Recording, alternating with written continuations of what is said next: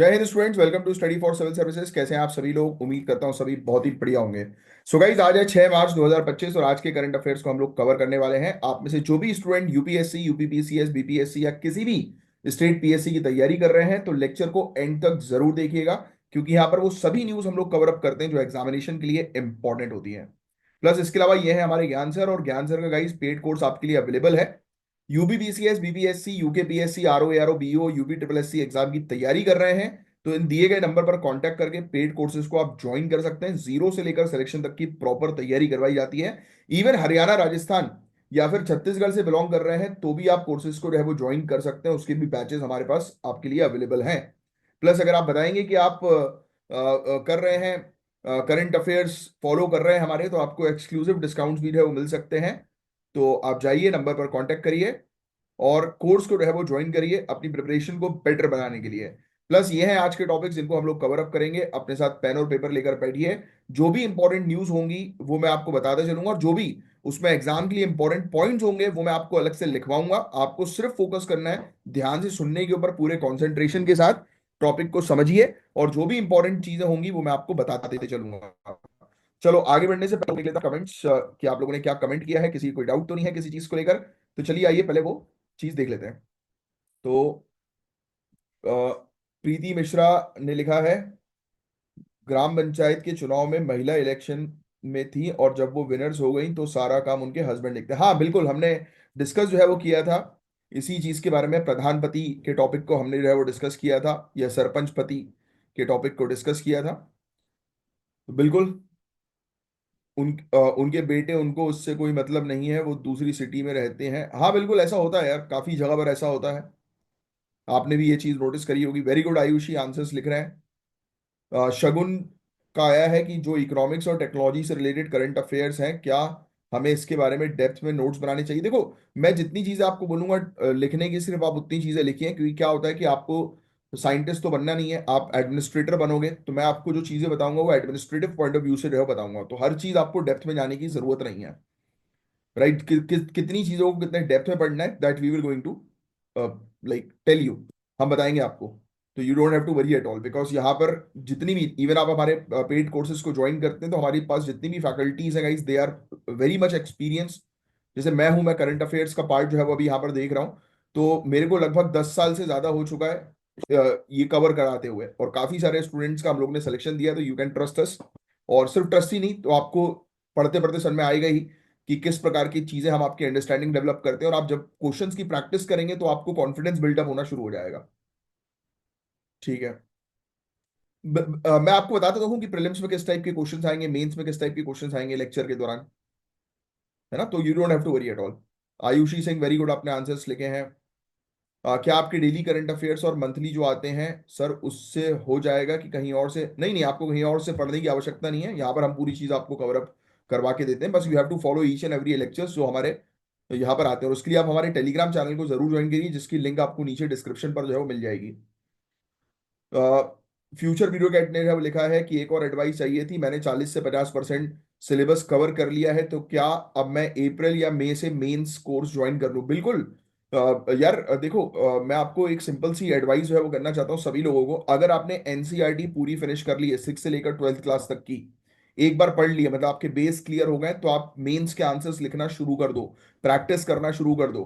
लोग अक्सर गलती करते हैं कि मेंस के आंसर की प्रैक्टिस जो है वो नहीं करते हैं, उसके बाद फिर जब बाद में लिखना शुरू करते हैं तो वो 4 लाइन लिख नहीं पाते हैं।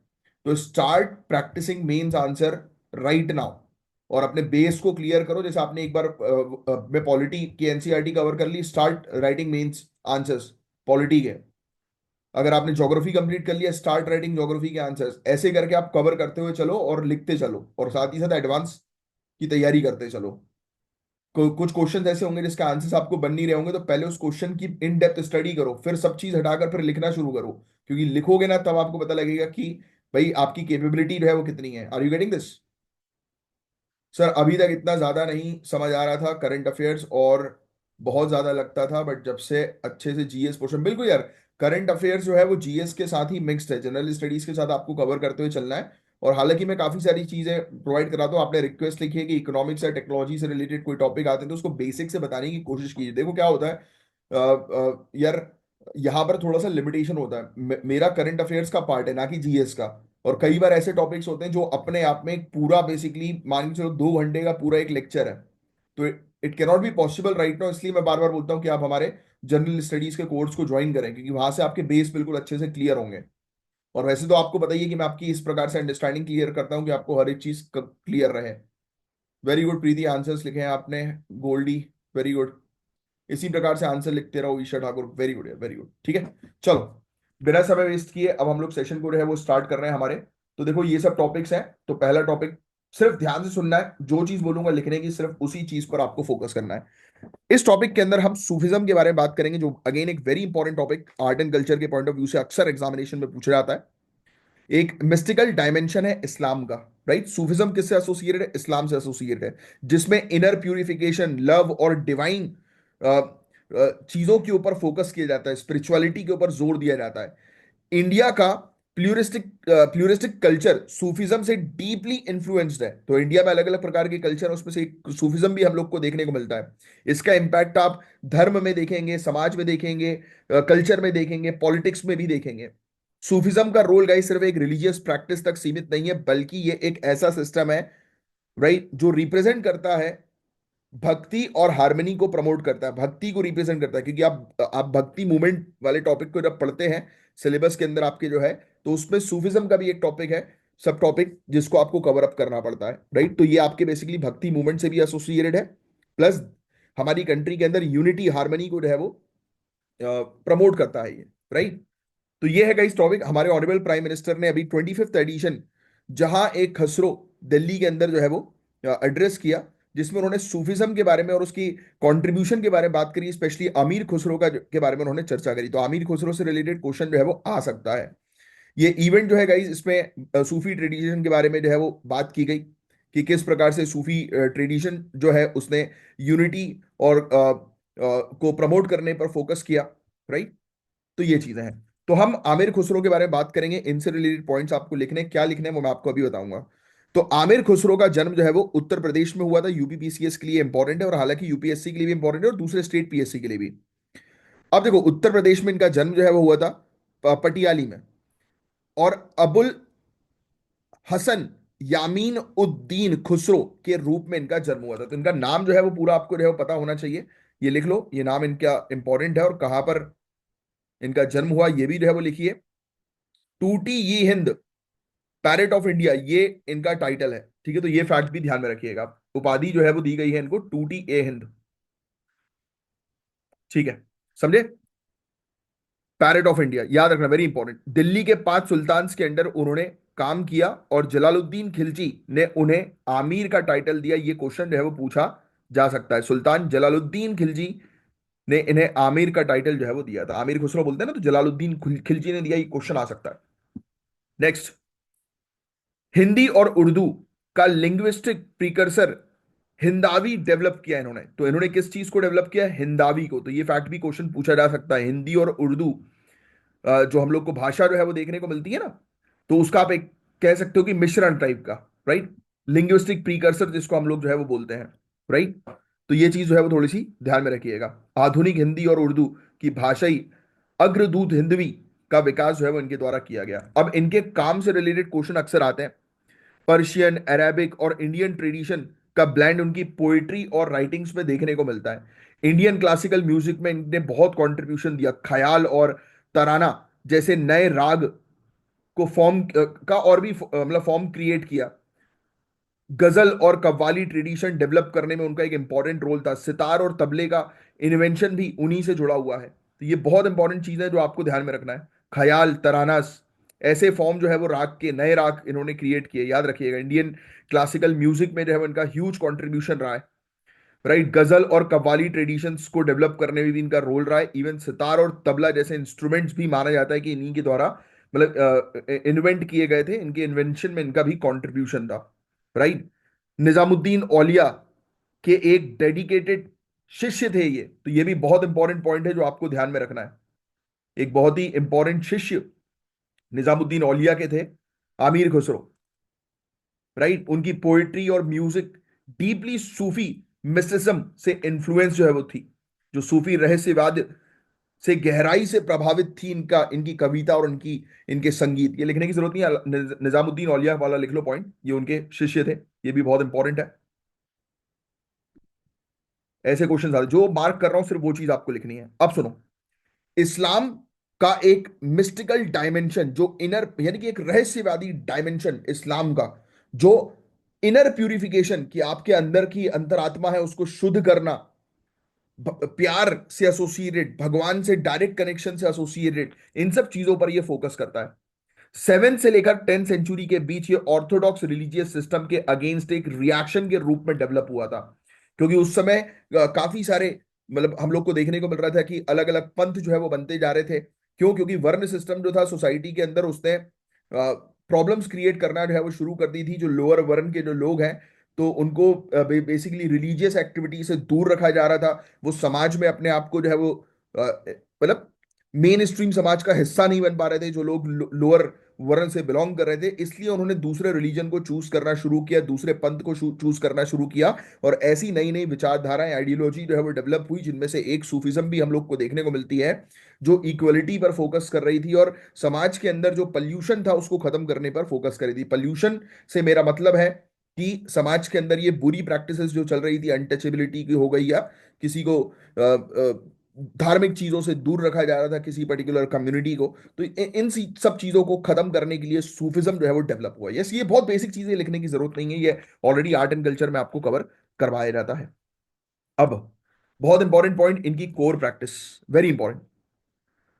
खानकाज, खानकाज इस्टेब्लिश किए गए, जो शेख या पीर की लीडरशिप में होते थे। मतलब आप कह सकते हो कि एक स्कूल इस्टेब्लिश किए गए, शेख या पीर जिसको आप गुरु कह सकते हो, उनके नेतृत्व में धर्मशाला है ये बेसिकली एक प्रकार की, है ना, कानघास। तो ये लिख लेना, इसमें कानखास जो है वो स्टैब्लिश हुए सूफिज्म के अंदर। जो इसका कोर प्रिंसिपल था, जैसे स्कूल्स होते हैं ना, रिलीजियस स्कूल्स, धर्मशालाएं, तो वही है ये कानखास।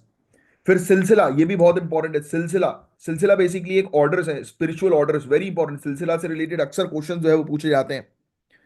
सिलसिला डेवलप किए गए जो भगवान से आप कह सकते हो कि उनके फॉलोअर्स को जोड़ने का काम करते थे, राइट। ऐसे स्पिरिचुअल ऑर्डर्स जो है वो स्टैब्लिश हुए। देखो लिखा है, शिष्य को भगवान से कनेक्ट करने का काम इनका होता था। फिर इसके अलावा जिक्र, समा और फना ओ, आप कह सकते हो फना ओ बका, ये बहुत इंपॉर्टेंट प्रैक्टिस है जो सूफिज्म के अंदर हम लोग को देखने को मिलती हैं, राइट। जिक्र, भगवान का नाम लो, भगवान के बारे में सोचो। समा यानी कि म्यूजिक्स, जैसे कव्वाली करो, भजन होता है ना जैसे, वैसे ही। और तीसरा जो है, self dissolution for divine unity, अपने आप को समर्पित कर दो ईश्वर की तरफ, फना ओ बका, ईश्वरीय एकता के लिए आत्म विघटन, अंदर से ही पूरे अपने आप को पूरी तरह से समर्पित कर दो। और आज की डेट में तो आप देख ही रहे हो, स्वामी प्रेमानंद महाराज जी और काफी सारे स्पिरिचुअल गुरुज जो है वो इस प्रकार की टीचिंग जो है वो प्रोवाइड करा रहे हैं। Very important point. Next, India के अंदर सूफिज्म की बात करें तो 13th और 14th सेंचुरी के बीच सूफिज्म इंडिया में स्प्रेड हुआ। सुले ए कुल, वेरी इंपॉर्टेंट, सुले ए कुल, यूनिवर्सल पीस, यानी कि प्यार और करुणा का मैसेज जो है वो स्प्रेड करना, इसी को बोलते हैं सुले ए कुल, यूनिवर्सल पीस। इसका मैसेज जो है वो प्रमोट किया गया। अल हुजविरी, जो लाहौर के एक स्कॉलर थे, उन्होंने कश्फ उल महजूब लिखी, जो इंडिया की अर्ली सूफी राइटिंग्स में आती है। वेरी इंपॉर्टेंट ये क्वेश्चन आएगा कि कश्फ उल महजूब ये किसके द्वारा जो है वो लिखा गया है। तो इनका नाम जो है वो आप ध्यान में रखिएगा, एक बहुत ही जाने माने स्कॉलर, विज्ञान मतलब विद्वान आदमी, अल हुजविरी, इनके द्वारा लिखी गई थी ये किताब, जो स्टार्टिंग में सूफिज्म का जिक्र जो है वो करती है, अर्ली सूफिज्म का जिक्र करती है। वेरी इंपॉर्टेंट, लिख लीजिएगा। अब जो मैं आपको बता रहा था कि अक्सर एग्जाम में जो है वो क्वेश्चन पूछे जाते हैं सूफी ऑर्डर से रिलेटेड, अब उसी के बारे में हम लोग जो है वो चर्चा करेंगे। मेजर सूफी ऑर्डर, ये अक्सर आएगा एग्जामिनेशन में, ये बहुत इंपॉर्टेंट है। वैसे तो ये आपके उसमें लिखा रहेगा आपके नोट्स में, बाकी ये ABCD, ये चारों ऑर्डर जो है वो आप लिख लो पूरे के पूरे। तो पहले बात करता हूं मैं आपसे चिश्ती ऑर्डर के बारे में। इसके फाउंडर का नाम आपको पता होना चाहिए, ख्वाजा मोइनुद्दीन चिश्ती, अजमेर के। और कुतुबुद्दीन बख्तियार काकी, बाबा फरीद, निजामुद्दीन औलिया, अमीर खुसरो, ये इसी से चिश्ती ऑर्डर से एसोसिएटेड है। कभी कभी क्वेश्चन आ सकता है कि अमीर खुसरो किस ऑर्डर से एसोसिएटेड है, तो चिश्ती ऑर्डर, ये ध्यान में रखना। फिर सोहरावादी ऑर्डर, ये बहाउद्दीन जकरिया मुल्तान के, ये इसके फाउंडर थे। ये फैक्ट ध्यान में जो है वो रखिएगा। नेक्स्ट, नक्शबंदी ऑर्डर, इससे रिलेटेड भी अक्सर क्वेश्चन जो है वो पूछा गया है। शरीयत पे स्ट्रिक्ट इनका फोकस था, इस्लामिक कानून पर इसका स्ट्रिक्ट फोकस था नक्शबंदी ऑर्डर का। औरंगजेब नक्शबंदी ऑर्डर को फॉलो करता था, वेरी इंपॉर्टेंट, याद रखना। फिर ऐसे ही एक ऋषि ऑर्डर था, कश्मीर में डेवलप हुआ था, शेख नूरुद्दीन वाली ने इसको स्टैब्लिश किया था, वेरी वेरी इंपॉर्टेंट। और शैवेत भक्ति ट्रेडिशन से ये इन्फ्लुएंस था, शैविज्म जो ट्रेडिशन था ना, उससे ये इन्फ्लुएंस था ऋषि ऑर्डर। अब इंडिया में इसका इंपैक्ट क्या हुआ, तो हिंदू और मुस्लिम एक साथ, हिंदू मुस्लिम को रहने के लिए प्रमोट किया गया, रिलीजियस हार्मनी जिसको हम लोग बोलते हैं कि लोग जो है वो अलग अलग धर्म के एक साथ रहें। फिर चिश्ती ऑर्डर ने सभी बैकग्राउंड्स के लोगों को एक्सेप्ट किया, यूनिटी।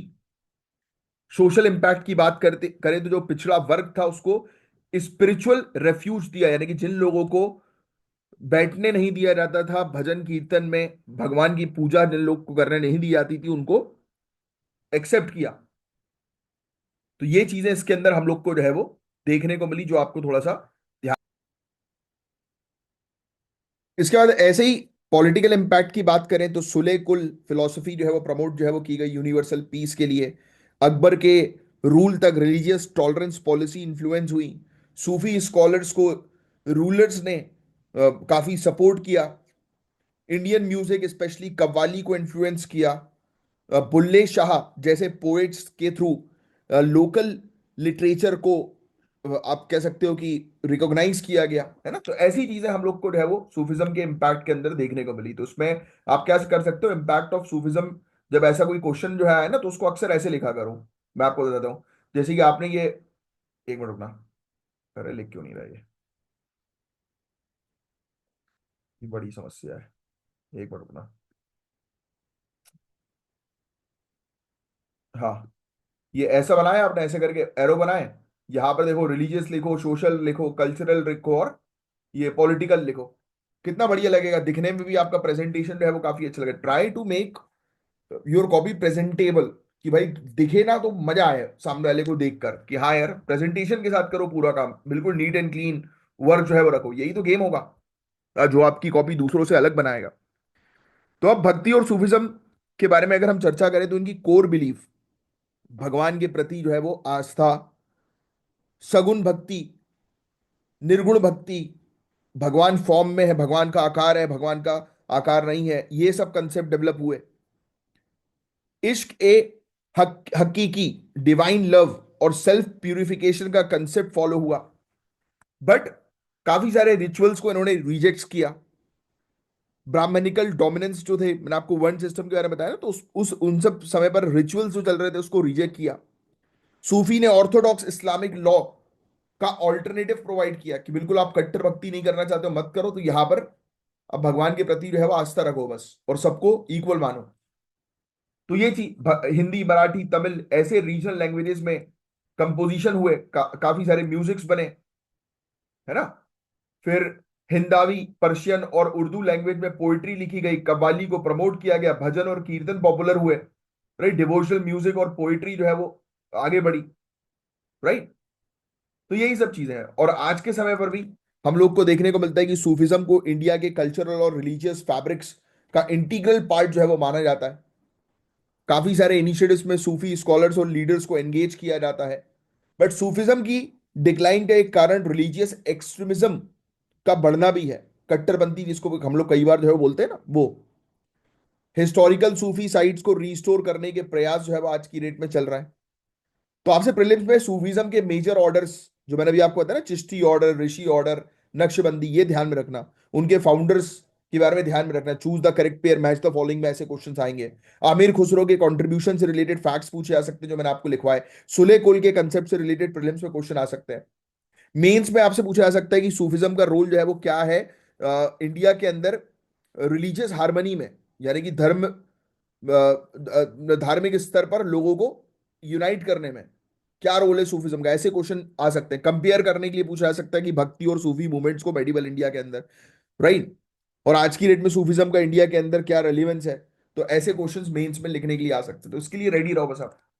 बस ये था एक गाइस छोटा सा टॉपिक, काफी इंपॉर्टेंट टॉपिक, जो आपको थोड़ा सा ध्यान में रखना है। अब बात करेंगे आसाम की चाय जनजातियों की कल्चरल और इकोनॉमिक लेगेसी के बारे में।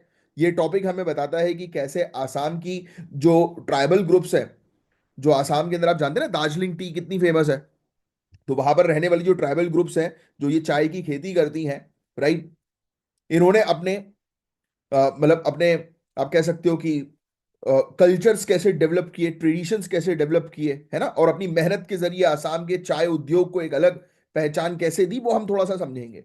अभी हुआ यह है कि हमारे ऑनरेबल प्राइम मिनिस्टर ने गुवाहाटी असम में आयोजित झुमोइर अ, बिनांदिनी 2025 में हिस्सा लिया। लिख लेना भैया, जो ये वाला पॉइंट जो है वो लिख लेना, जुमोइर बनांदिनी 2025 कहां पर हुआ, गुवाहाटी असम में। याद रखिएगा ये 200 एनिवर्सरी थी असम की टी इंडस्ट्री की, और वहां पर जो लोग हैं, जो ट्राइबल ग्रुप्स हैं, जो जनजाति हैं, जो बेसिकली चाय की खेती में इन्वॉल्व है, और वो वहां पर झूमूर डांस भी करते हैं। तो ये सब चीजें भी देखिएगा, झूमूर डांस क्वेश्चन आ सकता है कहाँ से जुड़ा हुआ है, तो आसाम से। अब इस इवेंट का मकसद आसाम की चाय उद्योग के 200वीं वर्षगांठ को मनाने का था, यानी कि 200 एनिवर्सरी इसकी हम लोग को देखने को मिली, और चाय जनजातियों के प्रति सम्मान व्यक्त करना था। 8,600 डांसर्स ने अ, सरू सजाई स्टेडियम में ट्रेडिशनल झूमूर डांस परफॉर्म किया। झूमूर डांस ध्यान में रखना, जो अब तक का सबसे बड़ा परफॉर्मेंस था। 60 हेड्स ऑफ मिशंस और राजदूत ने भी इस अवसर में शामिल होकर एडवांटेज असम 2.0 समिट के साथ इवेंट को अलाइन किया। तो एडवांटेज असम 2.0 समिट भी हम लोग को इसी दौरान देखने को मिली, जो काफी सारे लोग जो है वो यहाँ पर मौजूद हुए, एम्बेसडर्स थे, डिप्लोमेट्स थे। अब आपको थोड़ा सा पता होना चाहिए झूमूर डांस के बारे में, जिससे रिलेटेड क्वेश्चन बनेगा। तो ये आसाम के आदिवासी चाय मतलब जो चाय जनजातियां जो है ना, यानी कि जो लोग टी कल्टीवेशन में इन्वॉल्व होते हैं, तो उनका एक लोक नृत्य है, वेरी इंपॉर्टेंट। झूमूर डांस जो है वो क्या है, तो आसाम की आदिवासी टी ट्राइब्स का जो है वो फोक डांस है, याद रखना। ओरिजिनली ये छोटा नागपुर क्षेत्र में हम लोग को देखने को मिला था, जो आज की डेट में आप देखेंगे झारखंड, उड़ीसा, छत्तीसगढ़, वेस्ट बंगाल का एरिया है। तो वहां से इसका ओरिजिन हुआ, ये भी याद रखेंगे। और ये डांस एक सर्कुलर फॉर्मेशन में परफॉर्म होता है, रिदमिक फुटवर्क के साथ, पैर को ऊपर नीचे करना, है ना, मटकना, थोड़ा सा गोल गोल घूमना, राइट। तो वो बेसिकली इस प्रकार से सर्कुलर वे में जो है परफॉर्म किया जाता है। ये लिखना नहीं, जरूरत नहीं है। इंस्ट्रूमेंट्स लिख सकते हो कि कौन से इंस्ट्रूमेंट जो है वो उसमें परफॉर्म किए जाते हैं, मडाल, ढोल, ताल, फ्लूट, तो ये सब इसमें परफॉर्म जो है वो किए जाते हैं, ठीक है। डांस को चाय बागन के त्योहारों जैसे कि तुषु पूजा, करम पूजा, इसके साथ जोड़ा जाता है, राइट। तो ये पूजा भी थोड़ा सा जो है वो ध्यान में रखिएगा, राइट, ठीक है। महिलाएं मुख्य रूप से नृत्य करती हैं, जबकि पुरुष म्यूजिकल इंस्ट्रूमेंट जो है वो बजाते हैं। रेड और व्हाइट साड़ी कॉमनली जो है वो पहनी जाती है, ये फैक्ट भी जो है वो ध्यान में रखिएगा, राइट। रेड और व्हाइट साड़ीज, ये मेन अटायर है, कपड़े हैं, कॉस्ट्यूम है। और झूमूर गाने में चाय बागन के वर्कर्स की मतलब पूरी चीज, यानी कि पूरी स्टोरी जो है बताई जाती है कि उनका संघर्ष क्या है, वो कहाँ से आए हैं, कई बार उनको किन प्रताड़नाओं का सामना करना पड़ता है, वो पूरी चीज इस डांस में जो है वो रिफ्लेक्ट की जाती है, बताई जाती है। तो ये नृत्य चाय बागन समुदाय के लिए एक कल्चरल इवेंट है, और उनकी पहचान को संरक्षित करता है, और सामुदायिक एकता को बढ़ावा देने का भी काम करता है। तो प्रीलिम्स के पॉइंट ऑफ व्यू से झूमूर डांस जरूर ध्यान में रखना, ये एग्जाम में आ सकता है। फिर आसाम टी कम्युनिटी के बारे में हम लोग चर्चा करें, तो आसाम की चाय जनजातीय गाइज एक मल्टी एथनिक ग्रुप है, जो ब्रिटिश कॉलोनियल पीरियड में चाय बागन में काम करने के लिए आए थे, यानी कि ब्रिटिशर्स इनको फोर्सफुली लेकर आए थे। उनका माइग्रेशन फोर्सफुल था, आप जानते ही, आपने ब्रिटिश इंडियन हिस्ट्री पढ़ी है तो आपको पता ही है। इसमें उन्हें एक्सप्लॉइटेटिव लेबर कंडीशन पे काम करना पड़ता था, बहुत कम पैसा मिलता था, जाने की अनुमति नहीं थी उनको इस जगह को छोड़कर, तो फंस गए थे बेचारे ये। और आज के समुदाय जो है, तिनसुकिया, डिब्रूगढ़, सीवा सागर, चराई देव, गोलाघाट, लखीमपुर, सोनितपुर, उदलगुरी, चाचर, करीमगंज, ऐसी डिस्ट्रिक्ट में कॉन्सेंट्रेटेड है ये समुदाय, लिखने की जरूरत नहीं है। असम की टोटल पॉपुलेशन का 17% चाय जनजातीय है, यानी कि ये टी ट्राइब्स हैं। और ये समुदाय असम की 126 असेंबली सीट में लगभग 40 पर अपना प्रभाव रखते हैं। अक्सर इन्हें ओबीसी के रूप में क्लासिफाई किया जाता है, लेकिन कई सब ग्रुप्स एसटी स्टेटस की मांग जो है वो कर रहे हैं आज की डेट में। अब इंडिया के अंदर टी कल्टीवेशन की जो है वो चर्चा करें तो चाय की खेती गाइस इंडिया में 19 सेंचुरी की शुरुआत में शुरू हुई, जब ब्रिटिश ने सिंगपो ट्राइब्स के बीच इसकी उपयोगिता देखी और आसाम में कमर्शियल ट्री प्लांटेशन डेवलप किया। ये ट्राइबल ग्रुप का नाम जो है वो बहुत इंपॉर्टेंट है, जो आप ध्यान में रखना। ब्रिटिशर्स ने इन ट्राइबल ग्रुप को देखा और फिर इनसे सीख कर जो है वो बोला कि भाई इस यहाँ पर इस क्षेत्र में हम कमर्शियल टी कल्टीवेशन करेंगे। अब चाय की वैरायटी के नाम आपको जो है वो पता होना चाहिए, बहुत इंपॉर्टेंट है, ये दोनों नाम जो है वो लिख लेना। Right, very important. एक है कैमिलिया सिनेसिस, ये इसकी छोटी छोटी पत्ती हम लोग को जो है वो देखने को मिलती है, चाइना वैरायटी है ये। और एक है कैमिलिया एसामिका, जो आसाम की वैरायटी है। तो ये दोनों चीज ध्यान में रखना। चाइना देखो नाम से समझ में आ रहा है वैसे तो, एसामिका से आपको जो है वो क्लियर हो जाएगा कि आसाम की ये चाय की वैरायटी है। और फिर दूसरी जो है वो सिनेसिस, सीनो इंडिया बोलते हैं ना, सीनो चाइना, है ना, तो उससे आपको ये क्लियर हो जाएगा। अब आपने ज्योग्राफी में पढ़ाई होगा तो ये लिखने की जरूरत नहीं कि एक सब ट्रॉपिकल क्लाइमेट की इसको आवश्यकता होती है। 16 से 32 डिग्री टेम्परेचर की रेंज में ये उगते हैं। 150 सेंटीमीटर के आसपास इनको एनुअल रेनफॉल चाहिए और अप्रोक्सीमेटली 80% ह्यूमिडिटी चाहिए। बेस्ट कंडीशन जो होनी चाहिए, ये basically acidic well drain soil होनी चाहिए और फ्रॉस्ट फ्री एनवायरनमेंट जो है वो इसको चाहिए। तो ये तो बहुत बेसिक ज्योग्राफी के पॉइंट्स हैं जो आप ज्योग्राफी में कवर करते ही हो। इंडिया के पास आपको पता है कि जीआई टैग्स है, दार्जिलिंग तो बहुत फेमस है ही, ऐसे ही आसाम ऑर्थोडॉक्स टी भी है, नीलगिरी ऑर्थोडॉक्स टी भी है और कंगरा टी भी है। तो ये बेसिकली ज्योग्राफिकल इंडिकेशन वाली टी है, ये बहुत इंपॉर्टेंट है, ध्यान में रखिएगा। वैराइटीज, फिर इसके अलावा दार्जिलिंग टी का फ्लेवर बहुत अच्छा होता है, उसकी स्मेल काफी अच्छी होती है, उसको मजा आता है पीने में, है ना। तो जब आप ब्यूरोक्रेट बनोगे तो आपको ये वेरियस वैरायटी की चाय जो है पिलाई जाएगी अलग अलग इवेंट्स में, है ना, मजा आएगा। तो जल्दी से एग्जाम को क्लियर करो, जिससे कि आपको इन सब चीजों का लाभ भी जो है वो मिलने वाला है। तो इंडिया में गाइस लगभग 39,700 टी स्टेट्स हैं, जहां पर 1 मिलियन से ज्यादा लोग काम करते हैं। चाइना के बाद India second largest T producer है, जो कि पूरे दुनिया भर का 21% कंट्रीब्यूट करता है टी प्रोडक्शन में। इंडिया का इस दुनिया का सबसे बड़ा ब्लैक टी प्रोड्यूसर है। India fourth largest T exporter भी है, जिसका एक्सपोर्ट वैल्यू 2023-24 में 781.79 मिलियन यूएस डॉलर रहा है। इंडिया टी को 120 से ज्यादा देशों में एक्सपोर्ट किया जाता है, जिसमें मेजर जो एक्सपोर्ट करते हैं हम लोग वो Iraq, UAE, Russia, US, UK और जर्मनी में करते हैं। डोमेस्टिक कंजम्पशन भी काफी हाई है, 80% टी प्रोडक्शन खुद कंज्यूम इंडिया करता है, क्योंकि सभी लोग को सुबह उठकर चाय पीने की है वो काफी गंदी आदत है। अब गंदी अच्छी छोड़ो, बट नहीं करना चाहिए, एसिडिक हो जाता है भाई, राइट। बट मैं कॉफी पीता हूँ, मैं क्या ही बोलूँ, चाय मिल जाती चाय भी पी लेता हूँ, मैं खुद उस चीज का शिकार हूँ। वो एक हैबिट बन गई है, हमारी कल्चर में आ गया एक प्रकार से। 18% global black T consumption India से होता है। फिर इसके अलावा 52% कॉन्ट्रीब्यूट जो है वो करते हैं स्मॉल टी ग्रोअर्स, यानी कि छोटे एरिया पर चाय पत्ती उगाने वाले लोग, जिसमें अप्रोक्सीमेटली 2.3 लाख ग्रोअर्स शामिल है, किसान आप बोल सकते हो।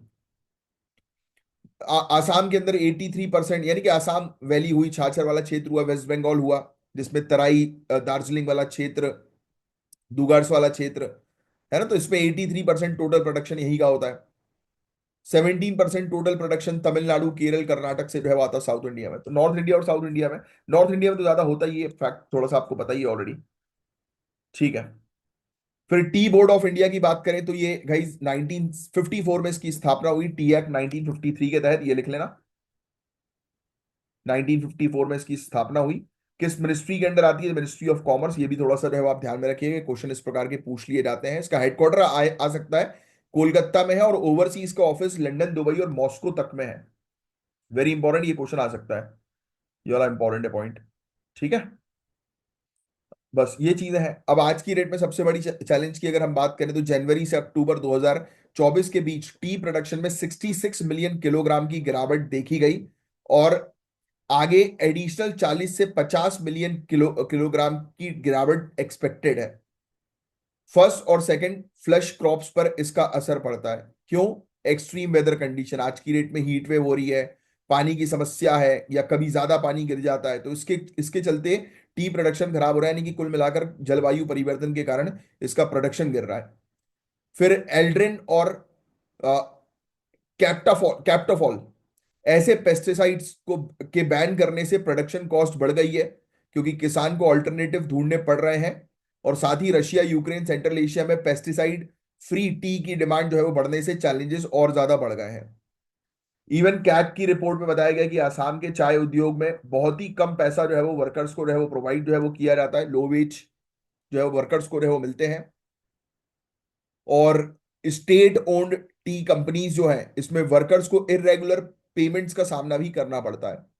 इवन वर्कर्स को पर्याप्त housing, health care, retirement benefit, sanitation facility ये सब नहीं मिलती है। और इवन आज की डेट में प्रोडक्शन कॉस्ट बढ़ता जा रहा है, लॉसेस हो रहे हैं छोटे टी ग्रोअर्स को, तो ये बंद करते जा रहे हैं अपने उद्योग को। केनिया, श्रीलंका, चाइना जैसे देशों के मुकाबले में इंडिया टी एक्सपोर्ट्स को कॉम्पिटिटिव बनाना जो है वो मुश्किल पड़ रहा है, क्योंकि वहां पर उनसे compete करना हमारे लिए थोड़ा सा मुश्किल हो रहा है, बिकॉज ऑफ कि हमारे पास जो है वो ऑल्टरनेटिव ऑप्शन नहीं है आज की स्थिति को देखते हुए। तो हमें इस पर काम करना जरूरी है, रिसर्च जो है वो करना जरूरी है। तो जो प्रॉब्लम होती है वही इसके सोल्यूशन होता है। क्लाइमेट स्मार्ट एग्रीकल्चर प्रैक्टिस हम करें, ड्रॉट रेजिस्टेंट टी वेराइटीज तैयार करें कि सूखे का असर उनको ना पड़े, इरिगेशन सिस्टम को इंप्रूव करें, एडवांस क्लाइमेट स्मार्ट टेक्नोलॉजीज को अडॉप्ट करना बहुत जरूरी है ना। ठीक है। परंपरागत कृषि विकास योजना, ये स्कीम का लाभ जो है वो हम उठाएं, वेरी इंपॉर्टेंट है ना। लेबर्स पे रिफॉर्म्स जो है वो लेकर आए, जिससे कि लेबर्स को सिक्योरिटी जो है वो मिल सके, लेबर कोड का सही तरीके से जो है वो पालन जो है वो किया जाए। राइट, मार्केट जो है वो एक्सपेंड करें हम लोग, जिससे कि ज्यादा से ज्यादा प्रोडक्ट जो है वो एक्सपोर्ट किए जा सके। स्टैंडर्ड क्वालिटी मेंटेन करने पर फोकस करें। स्मॉल टी ग्रोअर्स को जो है वो सपोर्ट प्रोवाइड कराएं। राइट, लो इंटरेस्ट में उनको लोन्स वगैरह प्रोवाइड कराएं। तो ये चीजें हैं जो थोड़ा सा आपको ध्यान में रखना है। ठीक है। प्रीलिम्स में क्वेश्चन है वो इस इवेंट से रिलेटेड आ सकते हैं जो अभी हुआ था, झुमोइर बिनंदिनी 2025। ठीक है, बेसिक टी कल्टीवेशन के बेसिक फिनोमेना पूछे जा सकते हैं कि उसको कितना टेम्परेचर चाहिए, किस एरिया में उग सकता है, ये सॉइल कैसी होनी चाहिए, है ना। जीआई टैक्स से रिलेटेड क्वेश्चन जो है वो आ सकते हैं, जो मैंने भी आपको बताया। मेंस के अंदर भी आपको इकोनॉमिक चैलेंजेस से रिलेटेड क्वेश्चन पूछे जा सकते हैं कि आज की डेट में टी वर्कर्स जो है वो क्या इकोनॉमिक चैलेंजेस फेस कर रहे हैं। राइट, तो इस चीज के लिए आप जो है वो रेडी रहिए। तो क्लियर हुआ, ये वाला टॉपिक अच्छे से समझ में आया। अब देखो, अब जो नेक्स्ट टॉपिक है ये आज की ग्लोबल हेल्थ चैलेंजेस में ट्यूबरकुलोसिस एक बड़ा मुद्दा है, आपको सभी को पता है। क्या मुझे कमेंट बॉक्स पे लिखकर बता सकते हो कि टीबी को एलिमिनेट करने का टारगेट इंडिया का क्या है, कौन से ईयर का है। और हालांकि आपको पता है कि ये टारगेट अचीव नहीं हो पाएगा। अब ये खासकर उन देशों में जहां टीबी की समस्या बहुत ज्यादा बड़ी है, जैसे India. Traditional TB diagnosis methods जैसे कि स्पूटम स्मीयर माइक्रोस्कोपी अक्सर अर्ली स्टेज में टीबी डिटेक्ट नहीं कर पाती, जिसकी वजह से ये ट्रीटमेंट में देरी हो जाती है। तो हम यहां पर जो है वो चर्चा करेंगे हेरोरेट्स के बारे में। तो ये क्या है, इसको हम लोग समझने की कोशिश करेंगे। ठीक है, तो पहले आओ इसी पर ही जो है वो चर्चा करते हैं, हेरोरेट्स के बारे में। ध्यान सुनना, जो चीज समझा रहा हूं फिर बाद में लिखवा दूंगा। अफ्रीकन जाइंट पाउच्ड रैट्स, जिन्हें हेरोराइट्स के नाम से भी जाना जाता है, इन्हें एक तंजानियन नॉन प्रॉफिट ऑर्गेनाइजेशन द्वारा ट्रेन किया जा रहा है। इन रैट्स के पास बहुत सेंसिटिव ऑल फैक्ट्री रिसेप्टर्स होते हैं जो उन्हें टीबी के पॉजिटिव स्पूटम सैंपल्स को आइडेंटिफाई करने में हेल्प करते हैं। अब देखो, अब ये चूहे जो है इनको 2-3 महीनों की एज से ही ट्रेन करना शुरू कर दिया जाता है, और ये ट्रेनिंग 9 महीने तक चलती है। ट्रेनिंग में इन्हें टीबी पॉजिटिव सैंपल से परिचित कराया जाता है, और ऑपरेंट कंडीशन के थ्रू रिवॉर्ड दिया जाता है। जैसे कि होता नहीं, अब मेरे यहाँ भी जैसे एक पेट है, दौलत, आप में से शायद काफी सारे लोगों को पता होगा। तो उसको ट्रीट देकर हम लोग उसको ट्रेन करते हैं कि भाई शेक हैंड, हाई फाइव दो, है ना, बॉल लेके आओ, तो वो लेके आएगा तो उसको ट्रीट जो है वो दी जाएगी। राइट, तो उसको जो है मजा आता है कि भाई मैं ये करूंगा तो ट्रीट मिलेगी। ऐसे ही चूहों को भी ट्रेन कर रहे हैं लोग। और इस प्रोसेस से ये इंश्योर होता है कि चूहे जो है वो कंसिस्टेंट और एक्यूरेट रिजल्ट दें, जो कि ह्यूमन टेक्नीशियंस के मुकाबले में बहुत तेजी से होता है ये, क्योंकि बहुत फास्ट ये चूहे लोग काम कर लेंगे। तो हैरोराइट्स 100 स्पूटम सैंपल्स को सिर्फ 20 मिनट में इसकी जांच कर सकते हैं, जबकि ट्रेडिशनल मेथड को 3-4 दिन लग जाते हैं। ये उन पेशेंट्स के लिए बहुत फायदेमंद है जिनमें लो बैक्टीरियल लोड होता है, जैसे बच्चों के केस में। तो सोचो भाई, एक नई रिसर्च आ गई कि चूहे से हम लोग टीबी का डायग्नोसिस करवा रहे हैं, समझ रहे हो आप? इसको बोलते हैं हेरोराइट्स। तो कहाँ कहाँ का ये फेमस है, कमेंट बॉक्स में लिख कर बताओ। अभी मैंने आपको बताया तंजानिया। तो ये चीज है भाई, बस ये चीज आपको समझनी थी। अगर हेरोराइट्स आ जाए तो समझ जाना। अफ्रीकन जाइंट पाउच राइट्स, ये चूहे हैं जिनको हेरोराइट्स बोलते हैं हम लोग। इनको ट्रेन किया जा रहा है तंजानिया के अंदर, जिससे कि ये ट्यूबरकुलोसिस डायग्नोस कर लें। ये ओलाफैक्टरी रिसेप्टर्स इनके काफी ज्यादा सेंसिटिव होते हैं, जिससे कि ये आराम से जो है वो डिटेक्ट कर लेते हैं, यानी कि उसको चाट कर, टेस्ट करके, है ना, डिटेक्ट कर लेंगे कि टीबी जो है वो किस में है किस में नहीं है ना। और रिसर्च जो है वो हाईलाइट कर रही है कि भाई इनको अगर इस प्रकार से अगर ट्रेन कर दिया जाए, तो इंडिया जैसी कंट्री के अंदर अर्ली डायग्नोसिस की बहुत आवश्यकता है, तो वो की जा सकती है। तो आपको तो बस हेरोराइट समझना है। आप बस ये ध्यान में रखो कि ये चूहा है जिसको तंजानिया के अंदर ट्रेन किया जा रहा है टीबी डिटेक्ट करने के लिए। देखो कितनी शानदार चीज हो गई भाई। सोचो आप, इंसान ने चूहे तक को नहीं छोड़ा। 100 स्पूटम सैंपल जो है वो मात्र 20 मिनट में जांच करके दे सकते हैं, जितना डॉक्टर ना कर पाए। तो टीबी का भार और डायग्नोसिस में क्या चुनौती है? तो इंडिया में गाइस टीबी के केसेस दुनिया के 28% केसेस हैं, यानी कि दुनिया में 28% केसेस इंडिया में है। हर साल लगभग 5 लाख लोग इस बीमारी के कारण मरते हैं।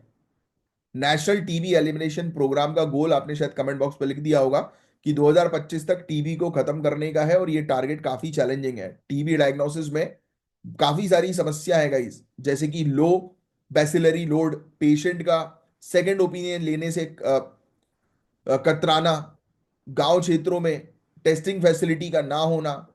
इन सब कारणों से अर्ली डायग्नोसिस डायग्नोसिस में प्रॉब्लम होती है। इवन इसको लोग जो है वो एक स्टिग्मा की तरह मानते हैं, और फिर लोगों को बताते नहीं कि मुझे टीबी है, और इस कारण दूसरों को भी टीबी कर देते हैं।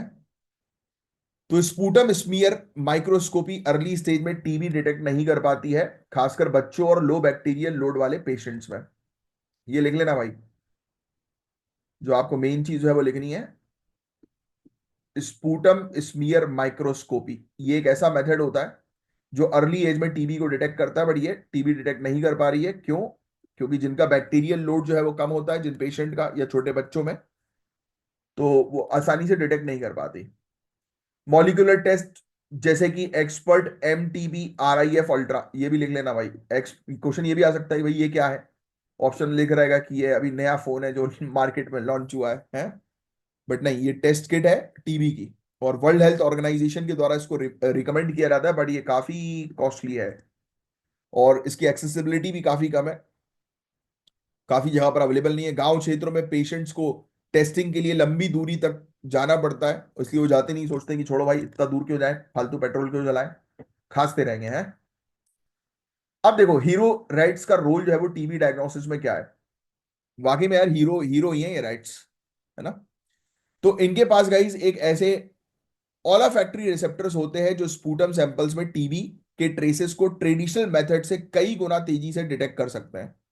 राइट्स को स्पूटम सैंपल के साथ एक्सपोज करके ट्रेन किया जाता है। पॉजिटिव सैंपल्स डिटेक्ट करने पर ये अपनी नाक को सेंट होल में 3 सेकंड या उससे ज्यादा समय के लिए होल्ड करते हैं, जो उनका सिग्नल होता है कि सैंपल टीबी पॉजिटिव है। सोचो भाई आप, यानी कि एक होल के अंदर अपनी नाक जो है वो डाल लेते हैं, ये देख करके हाँ ये है भाई, इसको पकड़ लो इस सैंपल को। 2 से 3 महीने तक की इनकी ट्रेनिंग जो है वो की जाती है, 9 महीने तक ट्रेनिंग चलती है। मतलब स्टार्टिंग होती है 2 से 3 महीने की एज से, और फिर 9 महीने तक चलती है। ठीक है, गजब यार, मानना पड़ेगा है। ये देखो अपनी नाक को जो है वो सेंट होल में डाल लेंगे 3 सेकंड या उससे लंबे समय के लिए, तो पता लग जाएगा कि हाँ भाई इसने पता लगा लिया कि किसको टीबी है किसको नहीं है। मानना पड़ेगा भाई, ह्यूमंस को मानना पड़ेगा, ह्यूमन कुछ भी करवा सकता है? जब हम शेर को सर्कस में नचवा देते थे तो चूहा क्या चीज है। वाह यार, मजा आ गया आज के इस टॉपिक को पढ़ के। आपको मजा आया कि नहीं आया, कमेंट बॉक्स में लिख कर बताना। एक्सपर्ट सजेस्ट करते हैं कि हीरो राइट्स को एक फेज अप्रोच के साथ इंटीग्रेट किया जाए। शुरुआत में टीबी बर्डन स्टेट्स से धीरे धीरे नेशन वाइड इंप्लीमेंट जो है वो किया जाए। ये अप्रोच कॉस्ट इफेक्टिव होगी और रैपिड स्क्रीनिंग भी करेगी, जल्दी से जल्दी पता लग जाए किसको टीबी है किसको नहीं है। अब एक और चीज है भाई, और भी चीजों के बारे में चर्चा करें हम लोग। एक मिनट में, हाँ, पता है आपको, कुत्ते, चींटियां, इवन मधुमक्खी, इनका उपयोग भी बीमारी को डिटेक्ट करने में एक्सप्लोर किया जा रहा है, सोचो आप। पर हीरो राइट्स एक यूनिक एफिशिएंसी जो इसकी है, तो उसने टीबी डायग्नोसिस में बहुत प्रॉमिसिंग चीज जो है वो बना दी है। बस यही था पूरा ओवरऑल टॉपिक। होपफुली आपको पूरी चीज अच्छे से क्रिस्टल की समझ आएगी। इसमें और कुछ ज्यादा डिटेल में जो है वो जाने की जरूरत नहीं। आप लोग पूछ रहे थे ना कि कौन से टॉपिक में कितना डिटेल में जाना है, तो जितना मैंने आपको बताया उतना सफिशियंट है। राइट। जितनी चीजें मार्क करी है मैंने आपको, उतनी चीजें बस सफिशियंट है। ठीक है। ये स्टडी पब्लिश किस में हुई, वो सब चीजें पूछेंगे नहीं है। 6 गुना ज्यादा इफेक्टिव है टीबी पेशेंट को आइडेंटिफाई करने के लिए, जिनका बैक्टीरियल लोड जो है वो कम होता है। सस्ता है, फास्ट है, एक्यूरेट है, ये चीज मैं आपको ऑलरेडी बता ही चुका हूं। जो ट्रेडिशनल मेथड से डिटेक्ट नहीं होता वो उसको डिटेक्ट कर सकते हैं। डॉग्स जो है 125 मिलियन से 300 मिलियन और ऑलोफैक्टरी रिसेप्टर्स इनमें होते हैं, जो पार्किंसन डिजीज जैसी बीमारियों को डिटेक्ट करने की संभावना रख सकते हैं, इवन डायबिटीज और लंग कैंसर। चींटियों की बात करें तो ये कैंसर सेल को डिटेक्ट कर सकती है 3 दिन के अंदर, केमिकल क्यूज का इस्तेमाल करते करके। इस पर रिसर्च जो है वो की जा रही है अभी। हनी बीज भी जो है वो काफी हेल्प जो है वो कर सकती है काफी सारी बीमारियों को डिटेक्ट करने में, जिसकी रिसर्च जो है वो की जा रही है। कितना शानदार ये वो है। मेंस में क्वेश्चन आ सकता है कि आप कॉस्ट इफेक्टिव मेथड बताइए टीबी को एलिमिनेट करने के लिए इंडिया के अंदर, और हीरो राइट्स से इसको इंटीग्रेट करिए। तो ऐसा क्वेश्चन अगर आएगा तो आप मेंशन कर सकते हो। सोशियो इकोनॉमिक बेनिफिट जो है वो क्या हो सकते हैं टीबी डिटेक्शन के। राइट। तो ऐसी चीजें आ सकती हैं। चलिए अब नेक्स्ट जो टॉपिक है, सिविल सिविल लिबर्टीज। लिबर्टी मतलब फ्रीडम, सिविल मतलब जनता, जनता की फ्रीडम। इसको प्रोटेक्ट करने के लिए जुडिशरी का रोल बहुत महत्वपूर्ण है, आप सभी जानते हैं। तो एक केस है गाइस, इसमें हम देखेंगे कि कैसे ऑनरेबल सुप्रीम कोर्ट का फैसला 1952 के मियास स्टेट वर्सेस वीजी रो के मामले में देखने को मिला था। इसने फंडामेंटल राइट्स पर लगाए गए रिस्ट्रिक्शंस को चुनौती दी और एक स्ट्रक्चर्ड जुडिशियल रिव्यू का फ्रेमवर्क स्टैब्लिश किया। पहले मैं आपको केस बता देता हूं, लिखने की जरूरत नहीं है। मियास स्टेट वर्सेस वीजी रो का एक केस था 1952 का। इस केस में गाइस 1950 में बनाए गए कुछ ऐसे कानून जो एसोसिएशन यानी कि संगठन जो होते हैं ना, इस पर रेस्ट्रिक्शंस लगाते थे। मियास स्टेट ने इन कानून के तहत पीपल्स एजुकेशन सोसाइटी को बैन कर दिया था, जिस पर वीजी रो ने चुनौती उठाई। वीजी रो ने आर्गुमेंट दिया कि इस प्रकार के रिस्ट्रिक्शन से fundamental right to form association 19 clause 1 C का उल्लंघन हो रहा है, जो कॉन्स्टिट्यूशन के थ्रू गारंटी है। तो आपने उसको हटा दिया। तो बस यही था। बाकी ये वाला न्यूज उतनी कुछ खास काम की जो है वो नहीं है। राइट। क्योंकि सिविल फ्रीडम से रिलेटेड है। आपको इस तरीके के केस अगर एक दो बार फिर से न्यूज में आएंगे तो आपसे जो है वो पूछा जा सकता है, बाकी जो है वो पूछा नहीं जाएगा। ठीक है।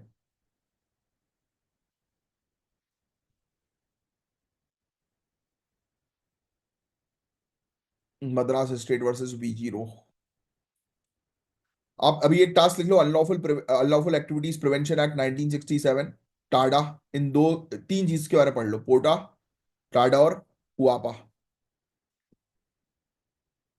ठीक है। और भी काफी सारे केसेस, अनुराधा भाषण, अभी उसी दिन हमने पढ़ा था इसके बारे में। पुट्टा स्वामी केस राइट टू प्राइवेसी से एसोसिएटेड है। ये सब चीजें तो याद होनी चाहिए, आपको पढ़ाई जाए। केशव नंदा भारती, कल परसों के लेक्चर में मैंने आपको इसके बारे में बताया था।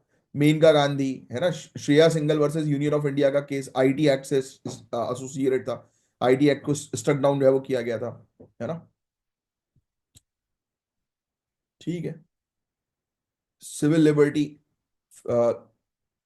लोगों की फ्रीडम से रिलेटेड ये पर्टिकुलर टॉपिक था। लिखने की जरूरत नहीं। बाकी जो मैंने हाईलाइट किया है केसेस वगैरह के बारे में, अच्छी जानकारी होनी चाहिए। अगर आप पहली बार ये लेक्चर कवर कर रहे हैं तो जो हाईलाइट की ये चीजें उसको नोट डाउन कर लो और आज उसके बारे में पढ़ना।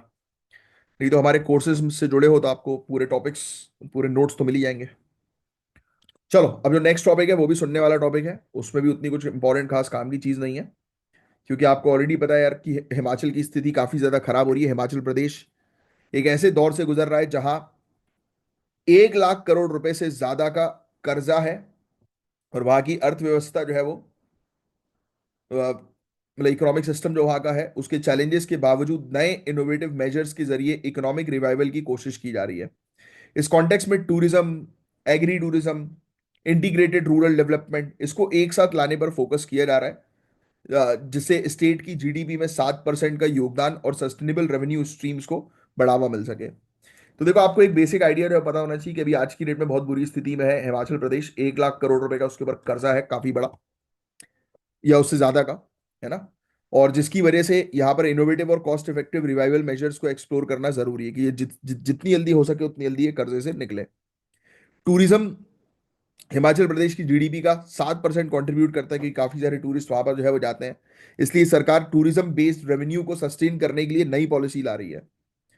एक नई होम स्टे पॉलिसी लाई जा रही है, राइट, जिससे टूरिज्म सर्किट को और मजबूत जो है वो बनाया जाएगा।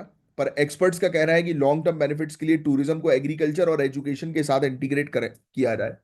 तो ये एग्री टूरिज्म है क्या, ये चीज आप लिख लो, और उसके सिग्निफिकेंस, ये पूरी चीज लिख लेना। पहले तो इसकी डेफिनेशन बहुत अच्छे से आपको पता होनी चाहिए। मैं आपको समझा देता हूं। एग्री टूरिज्म, एग्रीकल्चर और टूरिज्म नाम से आ रहा है ना, इनको एक साथ लाने का एक इनोवेटिव मॉडल है। इसमें जो भी विजिटर्स हैं, जो भी टूरिस्ट आते हैं, उनको फार्म्स में, एप्पल्स के बगीचे में, है ना, जड़ी बूटी जहां पर उगती है वहां पर ले जाया जाएगा। उनको एक्सपीरियंस करवाया जाएगा कि देखो भाई, ये जड़ी बूटी ऐसे उगती है और कितना अच्छा लगता है उसको देखने में, है ना।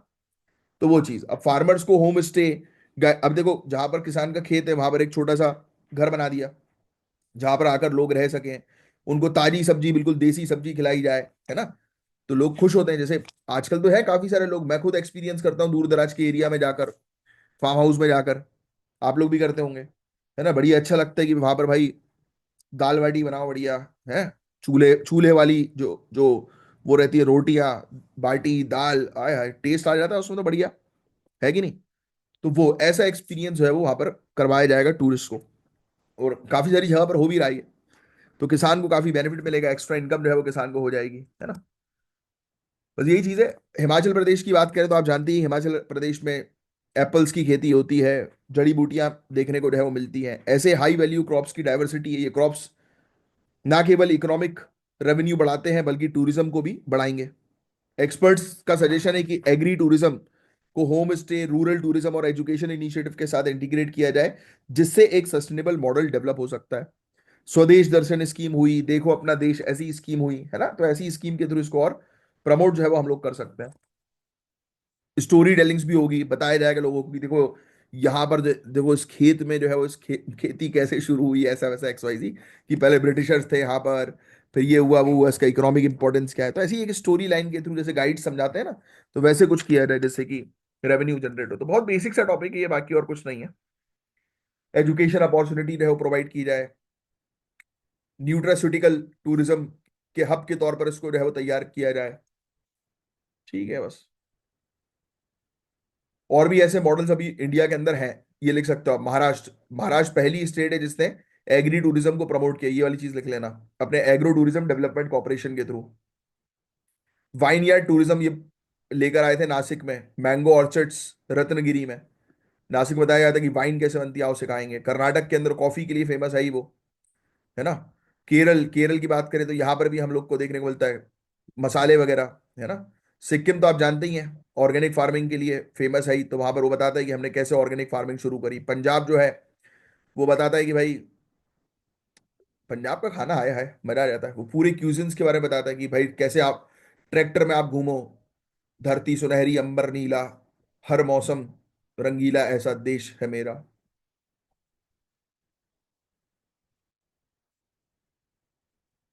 ठीक है। तो आज की डेट में अवेयरनेस इसकी कम है, कंपटीशन काफी ज्यादा है, इंफ्रास्ट्रक्चर की कमी है, रोड्स वगैरह प्रॉपर नहीं है, इसलिए लोग जो है वो थोड़ा जाना पसंद नहीं करते। जैसे मैं भी खुद हूँ, आउटर एरियाज में कई बार जाता हूँ, तो डर रहता है कि भाई अपनी गाड़ी फंस ना जाए, रात बेरात का टाइम, इलेक्ट्रिसिटी नहीं होती। कई बार तो ऐसा भी होता है, हम लोग जब पार्टी करते हैं फार्म हाउस वगैरह में, तो इलेक्ट्रिसिटी की बड़ी दिक्कत होती है, फिर डर भी लगता है सांप वाप ना आ जाए है ना। तो वो सब चीज़ें। हालांकि वहां पर जहाँ पर फार्म हाउस है हमारा, तो वहां पर पेट बहुत बढ़िया है। वो तो हल्की सी भी किसी चीज़ की हलचल होती है, बट यार मैं लास्ट टाइम गया था अभी, मेरे ख्याल से शायद 15-20 दिन पहले गया था, मजा आ गया था यार। नीलकंठ देखा था मुझे, बोलते हैं नीलकंठ को देखना शायद अच्छा होता है, अब पता नहीं। अच्छा तो हो ही रहा है अपने साथ, अपन अच्छा मानते तो अच्छा होता ही है। ये स्कीम्स के बारे में थोड़ा सा पढ़ लेना, ये स्कीम्स काफी ज्यादा इंपॉर्टेंट है। इससे रिलेटेड एग्जाम में क्वेश्चन जो है वो आ सकता है। ये देखो, national strategy for promotion of rural home stay 2022 की। बस यही चीज है गाइस, हमें इंफ्रास्ट्रक्चर को इंप्रूव करने की आवश्यकता है। बहुत बेसिक कॉमन सा टॉपिक है बट इंपॉर्टेंट है। ठीक है, अब जो टॉपिक समझाऊंगा उसको ध्यान से समझना, टाइटल लिख लो पहले ही। Ultra conserved elements, UCEs, ultra conserved elements. पहले सुन लो फिर लिखना, ठीक है? इसको ध्यान समझना, नहीं तो ऊपर चला जाएगा, टेक्नोलॉजी से रिलेटेड टॉपिक है। डीएनए के ऐसे सीक्वेंस होते हैं जो कम से कम 200 बेस पेयर्स के होते हैं, जो ह्यूमंस में, चूहों में, मुर्गों में, मछलियों में, राइट, अलग अलग स्पीशीज में बिल्कुल अनचेंज होते हैं। ह्यूमन जीनोम में लगभग 500 ऐसे एलिमेंट्स हैं जिनकी पहचान हुई है, जो इनके क्रिटिकल बायोलॉजिकल सिग्निफिकेंस को दर्शाता है। तो इसकी सिंपल डेफिनेशन मैं आपको समझाऊं तो वो डीएनए सीक्वेंस जो 200 बेस पेयर से अधिक के होते हैं, यानी मिनिमम 200 बेस पेयर के होते हैं, और जिनका सीक्वेंस में कोई बदलाव नहीं आता। जैसे अपन, आपने सुना होगा कि जेनेटिक सीक्वेंसिंग जो है वो की जा रही है, राइट? किस पर्पस के लिए होती है? वेरियस बीमारी को पहचानने के लिए, है ना, एक पैटर्न को आइडेंटिफाई करने के लिए डीएनए की होती है ना सीक्वेंसिंग। तो यहां पर ह्यूमंस में ऐसी सीक्वेंसिंग है 200 से ज्यादा डीएनए पेयर्स की, जो अनचेंज है, यानी कि जो सब में कॉमन है ना? ह्यूमंस में भी 500 मिली है। कोई भी स्पीसी, चाहे प्रजाति कितनी भी अलग क्यों ना हो, इसमें कोई बदलाव नहीं होता। इनके इवोल्यूशन के दौरान कोई म्यूटेशन होने का मतलब है कि ये सीक्वेंस अपने फंक्शन को मेंटेन करने के लिए बहुत महत्वपूर्ण है। यानी कि इसमें चेंज आएगा तो ये अपने फंक्शंस को मेंटेन करने के लिए चेंज कर रही है, वैसे होता नहीं है इसमें चेंजेस। अब सुनना मेरी बात बहुत ध्यान से। पहली चीज, जीन रेगुलेशन में इसका क्या रोल है, यूसीईस का क्या रोल है? तो ज्यादातर यूसीईस प्रोटीन्स कोड नहीं करते, बल्कि जीन एक्सप्रेशन को रेगुलेट करने में मददगार होते हैं, जिससे सेलुलर फंक्शन सही तरह चल सके, यानी कि हमारे सेल्स सही तरीके से ऑपरेट कर सके, फंक्शन कर सके, उस पर ये काम करते हैं। इनके एवोल्यूशन के दौरान जो है वो हमें देखने को मिलता है कोई म्यूटेशन नहीं होता, यानी कि कोई इसमें चेंजेस नहीं होते जब ये बनते हैं। एक रीसेंट स्टडी ने दिखाया है कि ट्रांसफॉर्मर टू बीटा जिनमें मौजूद यूसीई काफी इंपॉर्टेंट है।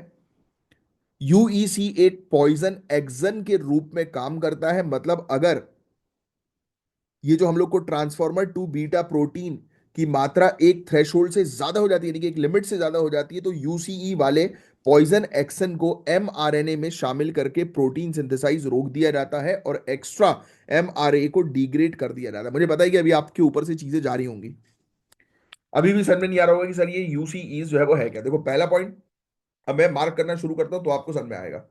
ये रीसेंट स्टडी वगैरह क्या होगी वो सब छोड़ो आप, अभी पहली चीज जो है वो देखो। यूसीई क्या है? डीएनए का सीक्वेंस है, ठीक है? यूसीई फुल फॉर्म आपने लिख दिया, अल्ट्रा कंजर्व्ड एलिमेंट्स। क्या है? डीएनए का सीक्वेंस है जिसमें ब्रैकेट में लिख रहा एटलीस्ट कम से कम 200 बेस पेयर जो है वो ऐसे होते हैं कि आप वो चेंज ही नहीं होंगे। ह्यूमंस में भी सेम दिखेंगे, माइस में, रैट में, चिकन में, इवन फिश में भी सेम दिखेंगे, है ना? इसमें कोई चेंजेस नहीं आता। अभी लगभग 500 यूसीईज आइडेंटिफाई किए गए हैं ह्यूमन जीनोम के अंदर। तो ये क्रिटिकल बायोलॉजिकल सिग्निफिकेंस है, यानी कि इनमें चेंज होना मतलब बेसिक चीजें चेंज होना, और ये चेंज होते नहीं है, ठीक है? बस सिर्फ इतना भी यहां तक जो है वो लिखो कि ये सब चीजों में कॉमन है। अब थोड़ा सा दिमाग लगाओ यहां पर। अब आपको ये चीज समझ में आ गई कि भाई अलग अलग प्रजाति में कुछ पर्टिकुलर ऐसा डीएनए है जो पेयर है जो बिल्कुल सेम नजर आ रहा है कि नहीं? इससे क्या फायदा होगा? इससे मेडिकल रिसर्च में फायदा होगा।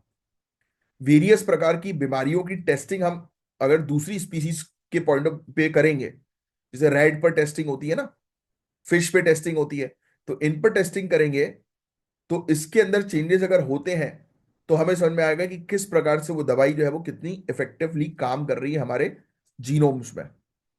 ये जेनेटिक जेनेटिक इंजीनियरिंग की स्टडी में एक बहुत इंपॉर्टेंट रोल प्ले करेंगे। और आपसे जो क्वेश्चन पूछा जाएगा आपके सिविल सर्विसेज के अंदर, वो सिर्फ यहां से पूछा जाएगा, इसके अलावा और कहीं और से नहीं पूछा जाएगा। ज्यादा से ज्यादा इसकी एप्लीकेशन, यानी कि कहां पर इसका उपयोग है, ये पूछा जा सकता है। बाकी और इसको डेप्थ में जाने की जरूरत नहीं है। इसमें एक और चीज मैं आपको बताता हूं, इसके अनचेंज रहने से ये समझ आता है कि ये सीक्वेंस प्रजाति सर्वाइवल और रिप्रोडक्टिव सक्सेस के लिए कितने महत्वपूर्ण है। इनका मैकेनिज्म, जैसे कि पॉइजन एक्शन का कंसेप्ट जो मैंने भी आपको बताया, वो लिखने की जरूरत नहीं है। ये जीन रेगुलेशन और इनफर्टिलिटी जैसे इंपॉर्टेंट बायोलॉजिकल प्रोसेस को समझने के लिए नई रिसर्च खोल सकता है। अगर छोटे म्यूटेशन भी अगर होते हैं ना, तो इनके फंक्शंस खराब हो जाएंगे, जो रिप्रोडक्टिव फेलियर का कारण बन सकता है। तो ऐसी कौन सी चीज है जो इनके फंक्शंस को जो है वो डिसरप्ट कर सकती है, उस पर रिसर्च करने के लिए ये फायदेमंद होगा। तो बस सिर्फ इतनी चीज आप लिखो, बाकी आपको चीजें लिखने की आवश्यकता नहीं है। प्रोटीन ये सब काम का नहीं है, एग्जाम में जो है वो नहीं पूछा जाएगा। ठीक है, इनका रोल जो है, अब डीएनए क्या है, डीएनए के बारे में मुझे आपको बताने की जो है आवश्यकता नहीं है, आपको ऑलरेडी जो है पता ही है। एमआरएनए के बारे में आपको ऑलरेडी पता ही है, और नहीं पता तो आप पढ़ोगे इसके बारे में। यू सीईज, इसके बारे में क्वेश्चन आ सकता है, तो ये चीज बस आप इतना ध्यान में रखना, बार बार यही सेम चीज जो है वो रिपीट कर रहे हैं ये लोग। राइट, इस पर और रिसर्च करना जो है वो बाकी है। इन फ्यूचर अगर और रिसर्च आएगी तो हम लोग को और इसके बारे में डेप्थ में जो है वो जानकारी मिलेगी। राइट, चलिए नेक्स्ट, एल्गल ब्लूम। ये टॉपिक जो है गाइस, ये बेसिकली आपके जीएस पेपर 3 एनवायरमेंट से जुड़ा हुआ टॉपिक है। मैं चाहूंगा कि इसका आंसर आप खुद जो है वो लिखें। काफी इंपॉर्टेंट टॉपिक है एल्गल ब्लूम। यूट्रोफिकेशन, मैं आपको एक टर्म बताता हूँ, यूट्रोफिकेशन, इससे जुड़ा हुआ ये टॉपिक है एल्गल ब्लूम का। मार्स में रेड कलर क्यों होता है, वेरी इंपॉर्टेंट क्वेश्चन, लिख लेना, ये आपको पता होना चाहिए। नई रिसर्च जो है वो सजेस्ट कर रही है फेरी हाइड्राइट, ये लिख लेना, ये आएगा 90% से ज्यादा चांसेस इससे रिलेटेड क्वेश्चन आएगा। फेरी हाइड्राइट, ये बेसिकली पानी में आयरन ऑक्साइड बनने का एक वो है सोल्यूशन, और फेरी हाइड्रेट के कारण मार्स जो है वो रेड कलर का नजर आता है। राइट, पहले अज्यूम किया जाता था हेमेटाइट के कारण मार्स में रेड कलर हो रहा है, बट अब आ गया है रिसर्च की फेरी हाइड्रेट। आप हेमेटाइट भी लिख लेना, ये पहले माना जाता था, अब नई रिसर्च बोल रही है फेरी हाइड्रेट। क्या पता आपसे हेमेटाइट पूछ लेंगी, कौन सी चीजें अभी तक रिसर्च में पता लगी हैं कि मार्स में रेड कलर के कॉन्ट्रीब्यूशन है। तो आपसे ये दो दो चीज पूछी जाएगी स्टेटमेंट, दोनों ही करेक्ट होंगे। ठीक है, और फेरी हाइड्रेट जो है वो ठंडे पानी वाले कंडीशन में जो है वो तैयार होता है। अब इसका मतलब कहीं क्लियर है कि मार्स में जो है पानी की संभावना है, आ गई ना discovery, possibility of past liquid water on Mars. Study ने पाया कि हाइड्रोजन आयरन रिच मिनरल्स के साथ कनेक्ट हो जाते हैं, बाउंड हो जाते हैं, पेयरिंग बना लेते हैं। और इसमें यही बताया जा रहा है कि आयरन और लिक्विड वाटर्स के बीच में एक इंटरेक्शन पास्ट में हुआ करता था। तो जो एक थ्योरी को जो है वो मजबूत बना रहा है कि मार्स में जो है वो पानी की या लाइफ की पहले संभावना हुआ करती होगी। तो यही है टॉपिक। और इसके अलावा एक रिन्यूएबल एनर्जी से रिलेटेड एक टॉपिक है कि इंडिया किस प्रकार से प्रोग्रेस कर रही है, उसके बावजूद कोल जो है वो आज की डेट में सबसे ज्यादा यूज जो है वो हो रहा है, और उसके क्या चैलेंजेस हैं। तो इससे रिलेटेड मेंस का एक क्वेश्चन है, ट्राई करना इसका आंसर देने की, और मेंस के आंसर की प्रैक्टिस करना शुरू कर दो। और ये है हमारे ज्ञान सर, और ज्ञान सर का गाइज स्पेशल पेड बैच आपके लिए अवेलेबल है। दिए गए नंबर पर कांटेक्ट करो, बताओ कि आप करंट अफेयर्स रेगुलरली फॉलो कर रहे हो, तो आपको स्पेशल डिस्काउंट भी मिल सकता है। तो चलिए गाइज, आज के लिए बस इतना ही था। अब मैं मिलूंगा आपसे नेक्स्ट लेक्चर में। आपको जो भी चीज मुझसे पूछनी है, जो भी डाउट्स है, आप कमेंट बॉक्स पे लिख सकते हैं। नेक्स्ट लेक्चर में मैं आपको उसका आंसर दे दूंगा। तो मैं अब साइन ऑफ करता हूँ। मेरा नाम है कमलाक्ष झा। जय हिंद, जय श्री महाकाल।